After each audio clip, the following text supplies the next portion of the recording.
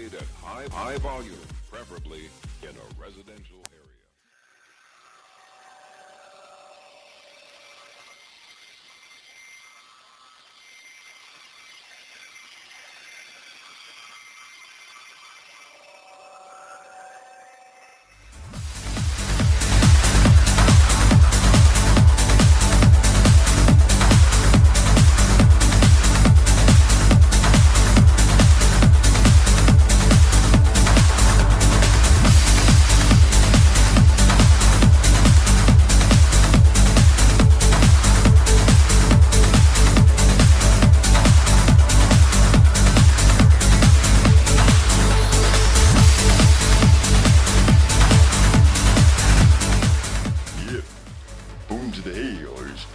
Out there in the Tubosphere, to you, the individuals, part of this collective. Welcome to the OMSR Gen 5.0 with your brief but very concise host, Will the Alternative ESPN SportsOpera. 3 things in life, among many others, but tops on the list where you really need to know you're not tying backwards, forwards, blindfolded, underwater, sailing, mountain climbing, training horses. Got 2 of those covered, not the horse part. Doing the intro show thing-a-ling-a-jing. Whole expose on the Belmonts this year. Oh yeah, screenshots of the highlights coming up. A bevy of them, given the pivotal, seminal nature in sports history that was potentially going to take place. Difference between Belmont kind of being the trickiest one, and very last race to boot, which is why you probably see a lot of upsets over the years. The good guy in horse racing, you know, the term we've always seen. I always thought it was an owner. So a good backstory to him, key figures, the key players. I did that to sort of show, you know, 3 frames, boom, you can sort of get a feel for how this is going to shake up. Out of the gate, good race. Again, I think we would all agree. The first American great horsemen, horse racers, and equestrians, Native Americans, Dakota Warrior, on a kind of a similar looking stallion. 2, Pharoah, which will forever be known as now Pharoah. Rah-rah. There's probably a bevy of joke material that's going to come out of that one. That's one for quite some time. Interesting story behind exactly how did that happen. That other horse, another little quirky detail about Pharoah, his tail and whatnot. There's his son talking about him. It's a lot of good stuff. It's not possible to bring everything that was going on.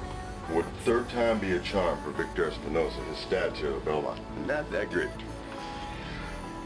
But a lot of good stuff. They did a great expose on it. NBC is the network for these sort of miscellaneous sporting events that you can't necessarily bank on in terms of regularity, like the Olympics and so forth. Absolutely. And so Bob Costas has sort of evolved into the role of the lounge with Bob Costas. However, this time around, I know sometimes he can go off on his esoteric musings, but he was spot on this time around. Good stuff. So that's coming up.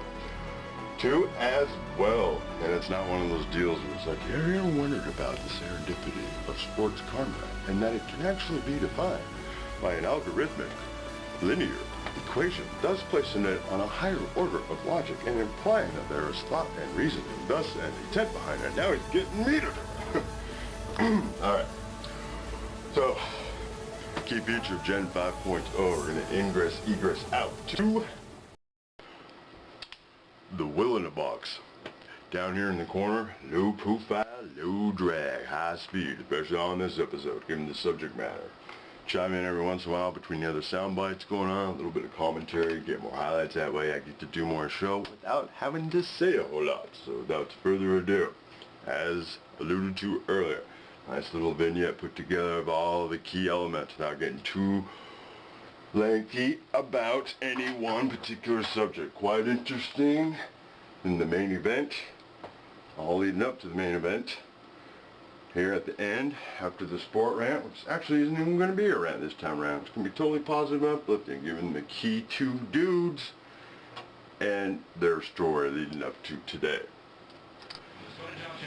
Thank you, Tom. The 7 on track performance. performances have been dissected from every angle, as American Pharoah is aptly praised for his impossibly long stride, as you've heard, and his powerful, efficient movements. But, well, those aren't really descriptive in Justin's eye uses. The owner son discusses the other side of the Triple Crown hopeful. He's a sweetheart of a horse. You could go up to him, you could kiss him. That's exactly who American Pharoah is. He's like the family pet. So here he is, the sweetest horse. Good carrot. Sure. He might be an integral part of the family now, but 2 years ago, American Pharoah was just an unnamed yearling the Zayats put up for auction. My dad and I just kind of get some seller's remorse. You know what I'm saying? Dad, everyone telling us this horse is so good, why are we selling him? These are athletes, and you become attached to them. 300,000. More so than usual, I would I bought him back. care about that whole guy. And most people do. I'm not saying anything else. You know, there's been a few well-documented cases. Horse welfare, not so good, but that is not. It turned out to be a fortuitous change of heart when, 7 months later, they invited the sport's top trainers to watch their cold run. They're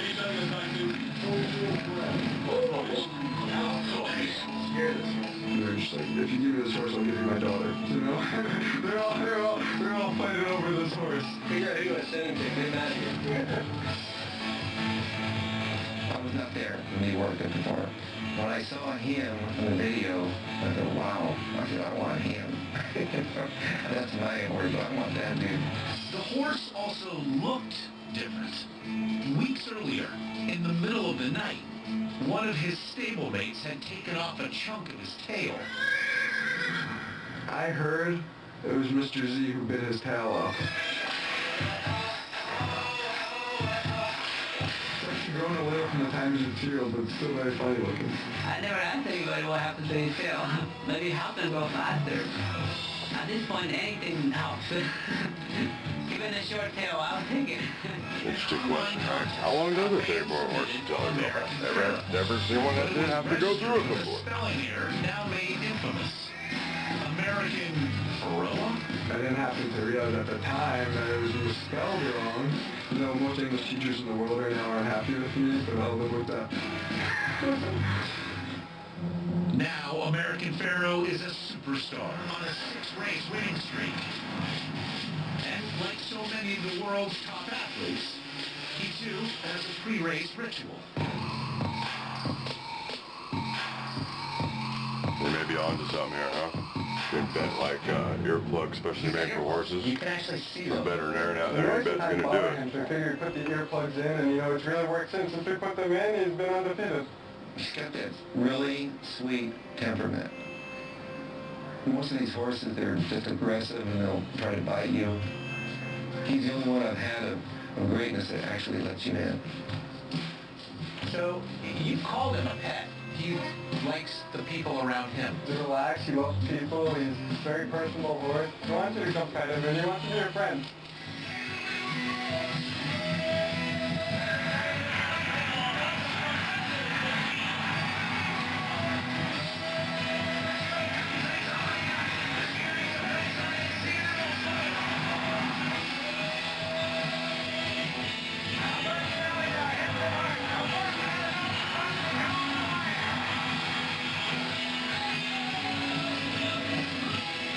Spoiled with all those Triple Crown winners in the 70s. We thought it got to be too easy.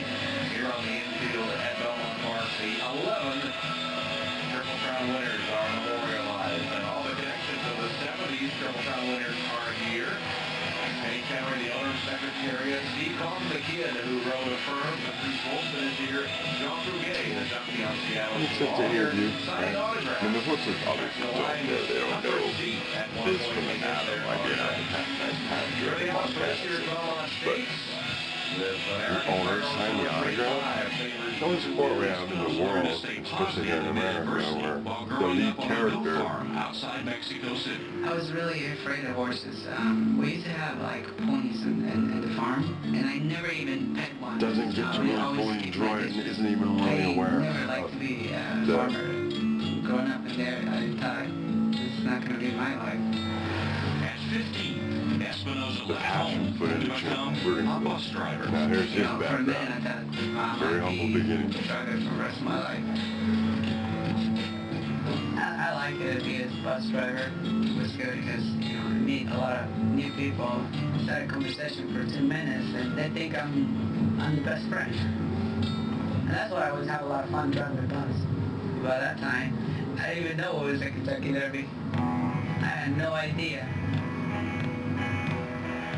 Now, Espinoza is the first jockey in history to have a third chance at a Triple Crown.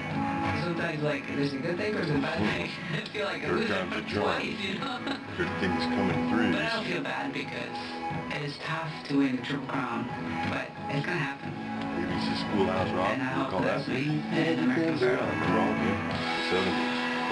Me and my generation, we were our generation. Victor makes it 20, doesn't ride a Belmont very often, but when he does, he's not had much success. Now 77 mounts and only 4 wins. He's the happiest one there. Jerry, Belmont Park is a tough place to ride if you're not used to it. It can be very confusing because the only horses we cared about was the low range. in America are a mile in circumference. Belmont Park is a mile and a half, 50% bigger than either Churchill Downs or Pimlico Racetrack, the first 2 legs of the Triple Crown. So for riders coming behind, let's say at Churchill Downs, he makes a move going into the far turn, and that would be about 770 yards from the finish line. But if you make that same move going into the far turn at Belmont Park, you're 1,000 yards from the finish line. That's way, way too soon. You can't even move in the middle of the turn. That's too soon. You have to wait till you're very deep in the turn before you even start to ask your horse. And Victor Espinoza and American Pharoah will probably wait longer than that. Thoroughbred racing. It was never a dream. Never thought about it. The quarter horse game is very rash. You know, we're trying to, it's mind games.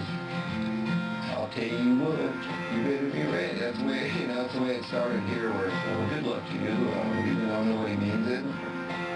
Soon enough, Baffert made thoroughbred racing far more than personal fantasy. In 1997, 98, and 2002, More humble beginnings, he won the Derby and Preakness. When I alluded to earlier, Crowned with all key two men in this whole Cinderella story, or Madrigal, whatever you want to call it. It's going to lead to the sport. When you get to this level, it's winning or misery, and that's what the Triple Crown is about. You said in 2002, fate owes me a Triple Crown. Listen to his response to it. I don't That was think the you're owed reaction. anything. Then, As that was trainers, much more you grounded. sacrifice a lot of things, a lot of family, and it's tough. It's 7 days a week to stay at this level.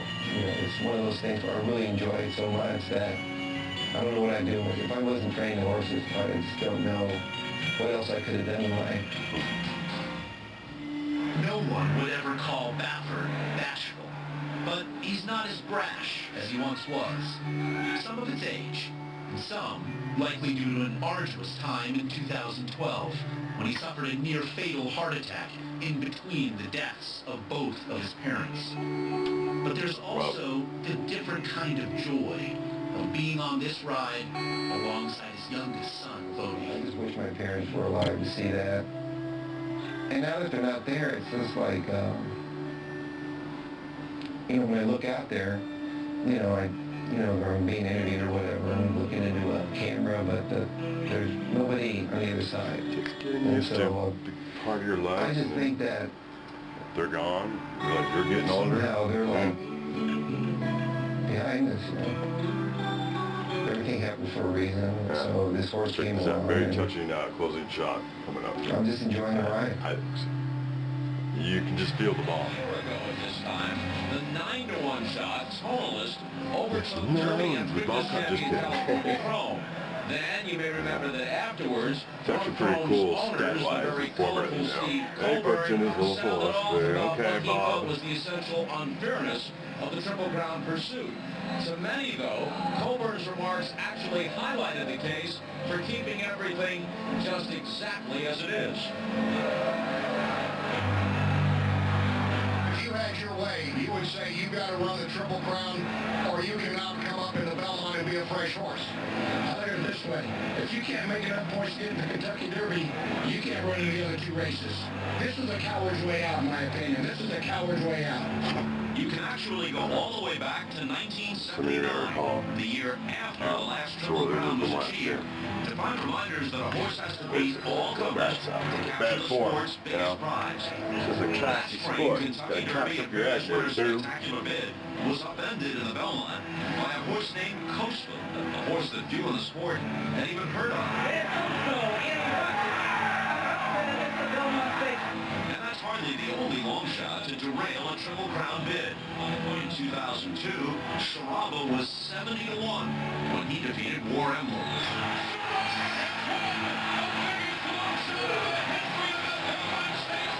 And 2 years later, Birdstone was 36-1 when he ran past Smarty Jones in the Belmont stretch.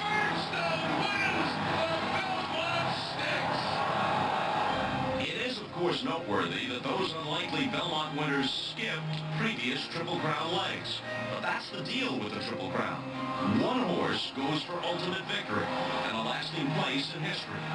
One horse must run and win 3 times in 5 weeks, while the rest of the sport does anything and everything it can to derail that objective. That can mean keeping horses from the Preakness to save them for the Belmont, or bringing in a fresh horse for either race. And all the other horses in this year's field fit one of those descriptions. But you can argue that racing this way actually deepens the challenge and heightens the meaning of the achievement. It serves to remind us that the Triple Crown is unlike other sports championships. If their horse wins today, he will have faced more opponents than any other Triple Crown winner since Assault in 1946. And their comments following the Preakness made it clear they accept all the dynamics and difficulties that come with pursuing this ever-elusive prize. Bring them on, Pharoah's Connection said. Bring on anyone who thinks they've got a shot at beating us. And what about Steve Colbert's rant from a year ago? I tell you what, he also said there would never be another Triple Crown winner in his lifetime. So somebody might want to knock on his door right now and make sure old Steve's doing okay. He had no point whatsoever, in my opinion. He was frustrated. Look, it's always been one of the big litmus tests of Triple Crown winners to come to Belmont, take on all comers, and beat them. They wanted so much to win the Derby, they've been second 3 times, and now here they are with a chance at a Triple Crown. Sometimes controversial, and there's Penny Chenery, the owner of Secretary. Yeah, I don't know. She said it's a small club. But had one more member. Get to the main event. Now, normally, I do the Sport Rant Segway, SR SOA, but there's many positive notes there. Then we're going to get to the main event. The 2 key players, 2 most important people in this sport, trainer, jockey. Espinoza, very humble beginnings, didn't let anybody keep him down based on his background, whatever other reason, looking down their nose at him in this particular sport, Chauncey upper crust and, prep schools and the like. It takes affluence to even think about participating in such circles. Good for him. And for one of the nicest guys in all of sports, the adage of if you fall down 1,000 times, pick yourself up by your own bootstraps 1,001 and soldier on. And you will prevail. Tenacity is the key. Most things in this world, you do it up to 70% or 75%, it's not going to count. May as well have been 0. Why bother? You got to see things through A to Z. That's what I would suggest to you. All right. Main event. Roll it. I return volume control back to you.